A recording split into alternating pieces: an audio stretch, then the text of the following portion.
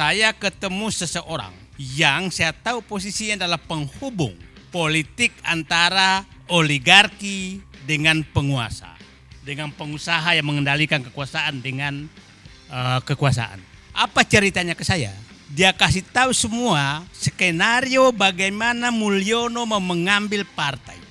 Semua bubar karena tangan Allah bekerja. Itu tanggal turunnya kita demo 22 Agustus. Kita semua turun demo 21, dan itu saya berangkat dari rumah hormat bendera ke Medan Juang. Kalau saya nggak balik sudah selesai. Karena di kepala saya inilah hari yang menyelamatkan negeriku. Kalau itu tidak terjadi, semua skenario Mulyono terjadi. Maka apa yang terjadi? Prabowo menjadi boneka Mulyono.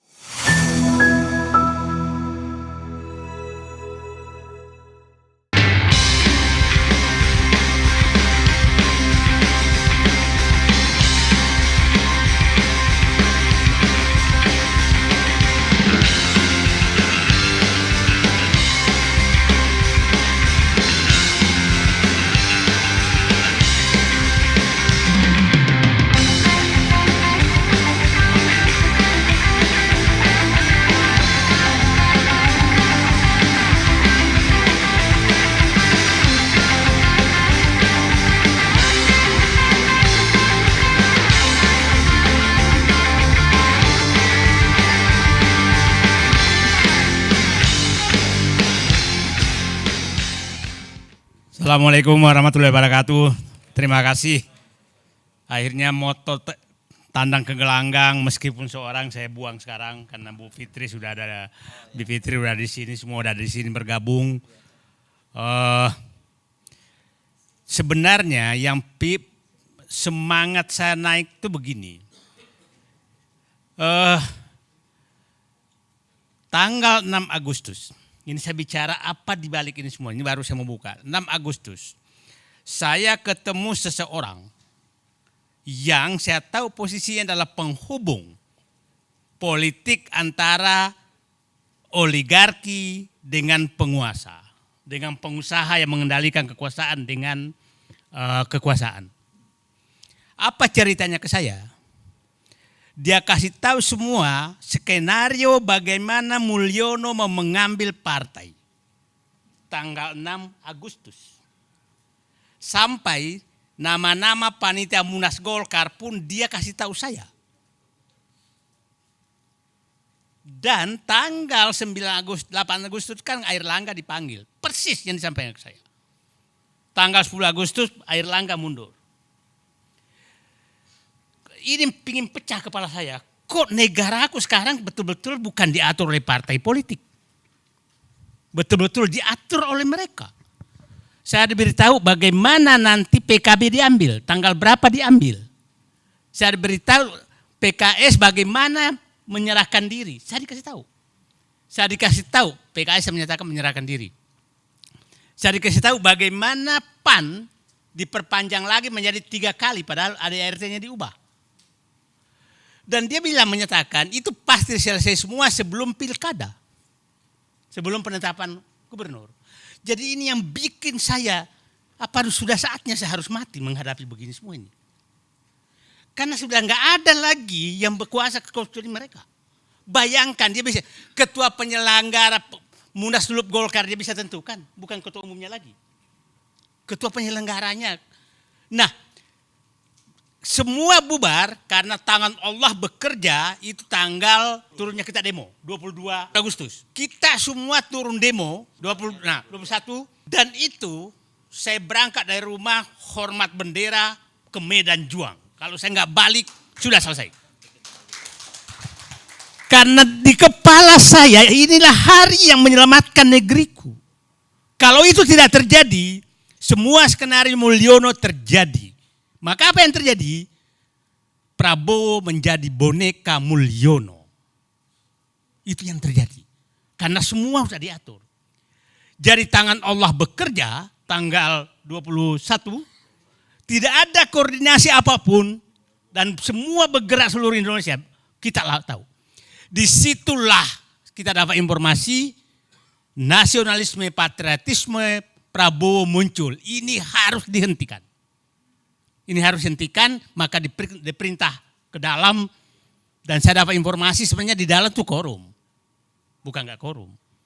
Tapi patriotisme dan nasionalisme Prabowo menyelamatkan negerinya. Itulah saya katakan, saya bicara dulu sebelum masuk fakta-fakta di lapangan.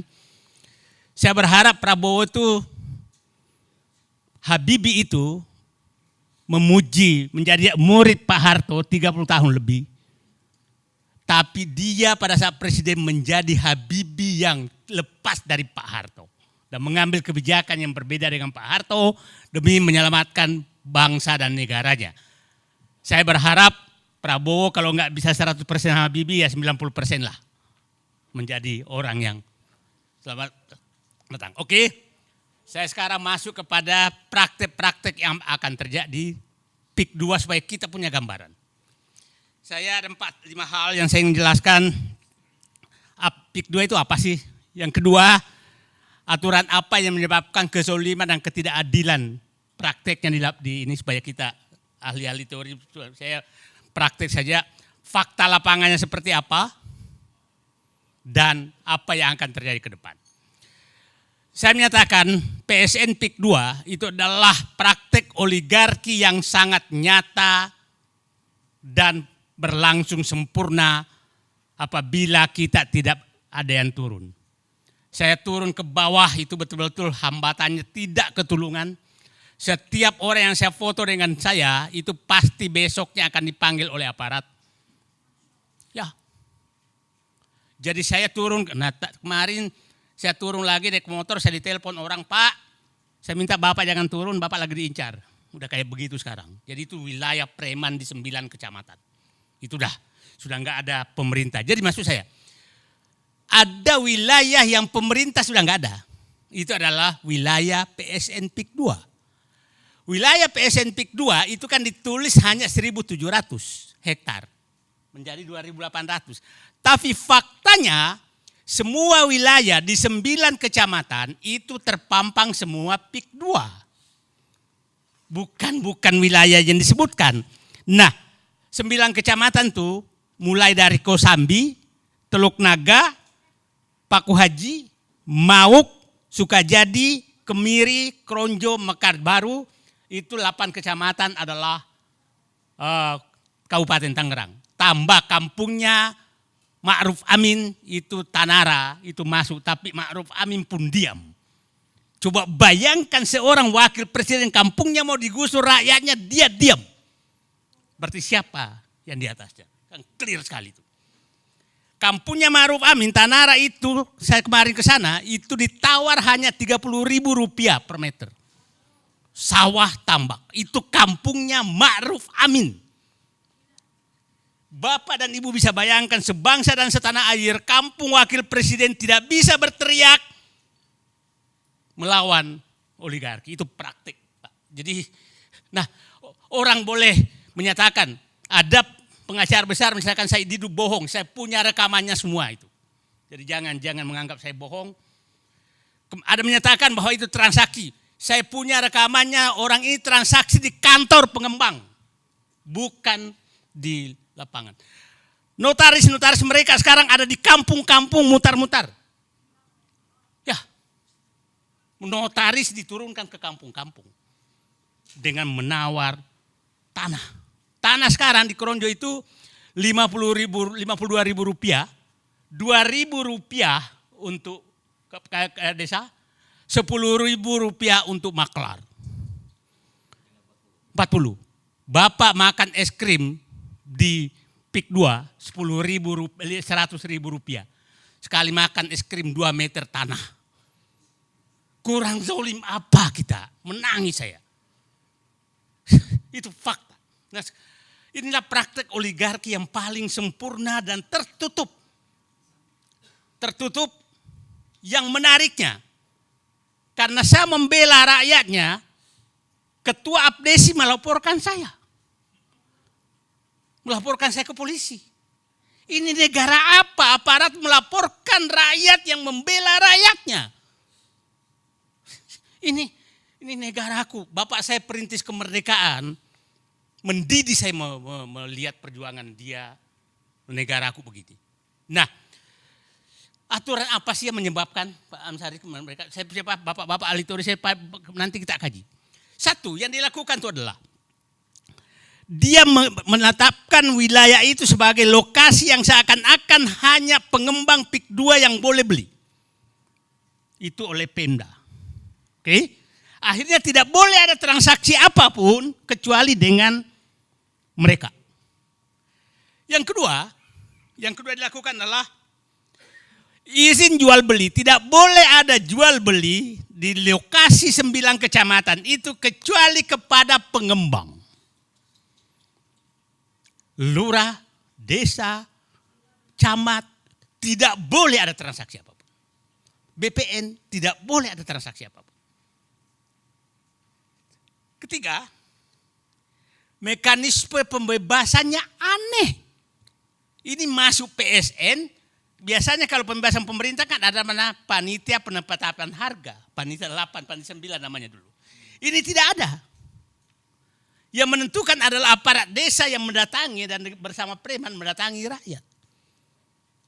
Nah, yang menariknya adalah, mohon maaf aja, ini semua di bawah, tidak ada yang berani apapun. Nah, ini ada tadi saya dapat berita, kepala desa sudah mau ditangkap karena jual tanah. Ada lagi daerah Kohot sekarang sudah mau ditangkap. Ini memang pelakunya adalah abdesi, kemungkinan marah. Karena begini, saya datang ke lokasi, tahu-tahu ada kantor pembebasan lahan PT Kukuh Mandiri. Didukung oleh abdesi Kabupaten Tangerang. Loh, kok ada begini? Gitu kan? Terus saya ke lokasi PIK 2, PT Kukuh Mandiri. Oh, berarti Kukuh Mandiri ada PIK 2. Ya kan? Nah, sangat aneh.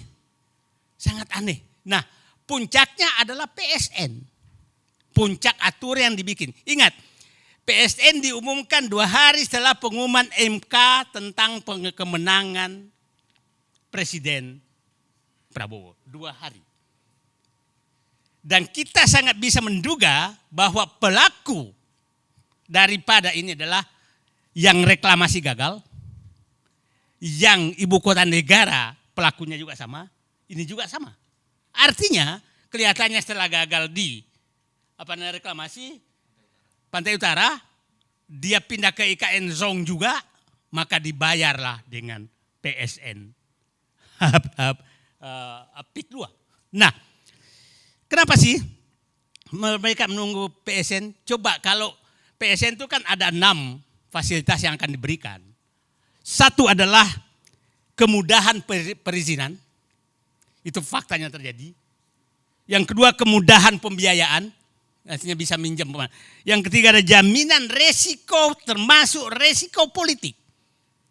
Kan gila ini. Jadi kalau ada nanti masuk resiko politik maka negara yang tanggung. Yang ketiga pembebasan anggaran gejolak sosial. Jadi kalau ada gejolak sosial maka negara harus menyiapkan anggaran untuk, mungkin juga anggaran untuk melapor-laporkan Said Didu juga dibiayai negara kali ini. Kita nggak tahu. Nah, yang kelima adalah kemudahan penyelesaian masalah hukum di kemudian hari. Yang ketujuh tax holiday dan bebasan pajak-pajak lagi. Itu yang terjadi. Nah, diseberangkan ke swasta. Sekarang saya masuk ke fakta lapangan. Yang terjadi pemaksaan penjualan. Pemaksaan penjualan bagaimana caranya? Fakta teman-teman Pak Samsir, saya berharap bapak-bapak punya waktu nanti kita ke sana hanya 2 jam dari sini untuk melihat faktanya. Gimana orang tidak menjual? Kan begini, di sana tuh kalau Anda akan menjual, dia selalu menyatakan kami tidak mau membeli kalau bapak nggak mau. Iya, tapi kamu dikepung. Saya punya tanah di sana yang sering pakai. Saya tapi 30 tahun lalu udah punya. Sawah saya tuh nggak bisa lagi saya garap karena irigasinya sudah ditutup oleh mereka. Itu tanah Said Didu. Orang-orang lain semua menghadapi hal seperti itu. Pemaksaan penjualan. Terus mau dijual kemana? Saya akan tradisikan tidak boleh ada jual beli kecuali kepada pengembang. Nah akhirnya berapapun, luas berapapun, maka harus dijual ke mereka. Nah faktanya juga yang bertahan, dulu ada di wilayah mana laporannya harganya masih tinggi, tahu-tahu sudah dikepung dipaksa menjual dengan murah karena nggak ada jalan lagi, banjir dan lain-lain. Nah itu yang pertama. Yang kedua, pemaksaan harga. Tidak ada namanya tuh harga berapa, maunya 50.000. Kalau nggak mau ya nggak, nanti ditimbun aja. Nah sekarang sudah mulai terjadi penimbunan tanpa, saya kemarin baru turun setahun lalu sudah dikasih uang muka karena terpaksa, sudah lebih setahun sudah ditimbun tapi belum dibayar-bayar. Banyak yang terjadi dengan harga 50.000 loh Pak, bukan harga. Coba bayangkan Pak, masa tanah segitu di pinggir jalan loh Pak, pinggir jalan raya tuh 50.000. Nah, karena sama semua, pemaksaan harga. Yang ketiga itu pemecah belah keluarga. Ada beberapa keluarga, apalagi yang punya keluarga ASN, maka pasti ditekan ASN-nya supaya mempengaruhi keluarganya untuk menjual. Ada saya tahu kepala dinas di Tangerang, Kabupaten Kerang, itu dikasih pilihan. Betapa pemaksaan seperti itu. Ada kemarin itu masuk, disuruh saling melapor keluarganya. Habis itu masuk penjara, terpaksa dia jual tanahnya. Ini pecah belah antar keluarga di bawah. Nah itu terjadi. Kemudian kalau keterlibatan aparat itu sangat nyata. Nggak ada tempat sama sekali untuk mengadu. Kalau saya ke lokasi, tahu-tahu ada motor ngiung, nggak jelas tuh. Itu benar-benar wilayah yang sudah tidak ada pemerintah. Saya pikir Pak, Bapak-bapak dan Ibu menyaksikan bagaimana laut dipagar. Adakah angkatan laut teriak? Adakah kepala desa teriak? Adakah camat teriak? Adakah tentara teriak bahwa laut tidak boleh dipagar? Nggak ada. Ini fakta bahwa wilayah ini sudah tidak ada negara. Itu fakta. Kan udah viral di mana-mana tuh. Pagar laut dipagar sekian kilometer, nggak ada tuh yang teriak. Nah, ini kalau ini terjadi, saya katakan tadi, wilayah ini terbentang di 9 kecamatan dan saya perkirakan luasnya sampai 100.000 hektar. Perkiraan saya. Luas Singapura 73.000 hektar loh. DKI Jakarta 63.000 hektar. Ibu kota negara 53.000 hektar. Ini 100.000 hektar. Kalau sampai ke Merak, karena saya ini kemungkinan sampai Merak itu bisa sampai 150.000 hektar. Nah, orang menyatakan hanya 100 sebentar. Bapak kalau nanti punya waktu masuk ke batas PIK 2 sampai sekarang jalannya tuh dibangun sampai batas Sungai Cisadane, Sungai Kohot. Itu 35 km, Pak. Baru 2 kecamatan. Panjang jalannya sudah 35 km. Nah, kalau sampai ke sana itu saya yakin 100 km kali 10 km lebarnya saja udah 100.000 hektar. Nah, terus kalau dia membantah selalu menyatakan kami hanya PSN di di 2.800 hektar. Sebentar. Anda pasang papan nama PIK 2 semua di seluruh kecamatan tersebut. Itu papan namanya, fotonya ada di saya semua. Jadi jangan lagi ada mau membohongi rakyat. Nah, yang ketiga tadi keterlibatan aparat sangat susah. Karena yang melakukan transaksi di bawah itu pasti lewat aparat desa. Aparat desa lah yang turun ke bawah. Nah, ketakutan rakyat sudah keterlaluan. Ketakutan rakyat. Kemarin saya dengan Pak Jaki turun itu, Pak jangan difoto, udah kayak begitu Pak. Udah saking ketakutannya. Karena sekali foto dengan Said Didu resikonya sangat besar. Udah dikenal. Nah sekarang permainan hukum kepemilikan ini sangat parah. Sangat parah. Saya kasih contoh begini. Kalau Anda nggak menjual, pasti mungkin 1 hari, 2 hari, 3 minggu lagi bahkan akan dipanggil aparat dan bekerja sama BPN untuk menginikan. Kan yang punya data sejarah tanah BPN. Ya kan, kita kan nggak tahu itu sejarah tanahnya. Nah, kalau udah kayak begitu, 2 kemungkinan, Bapak kehilangan atau mau negosiasi. Oke. Dan tidak sedikit warga, ada keluar di media itu, tanahnya umpamanya 30 hektar. Tahu-tahu hanya menjual 10 hektar. Maka 20 hektar dipersoalkan untuk dipaksa dijual juga dengan harga yang lebih rendah. Itu terjadi. Tapi di sana banyak toko besar yang punya tanah luas tapi tidak pernah ribut. Kemungkinan lewat negosiasi khusus. Oke, nah sekarang saya ingin mengatakan bahwa itulah yang terjadi di sana. Jadi saya ingin menyatakan Pak Amsari, perjuangan PSN PIK 2 ini adalah perjuangan untuk menghentikan hegemoni penguasaan negara oleh kelompok tertentu. Bukan sekedar bukan sekedar bahwa memang kita harus membela rakyat. Yang kedua adalah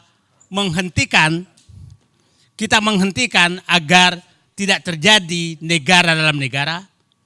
Yang ketiga, kita tidak mau ada enklav yang dikuasai oleh, mohon maaf, siapa tahu Sarah, etnis tertentu yang sangat eksklusif. Itu kita nggak mau. Negara ini bukan negara seperti itu.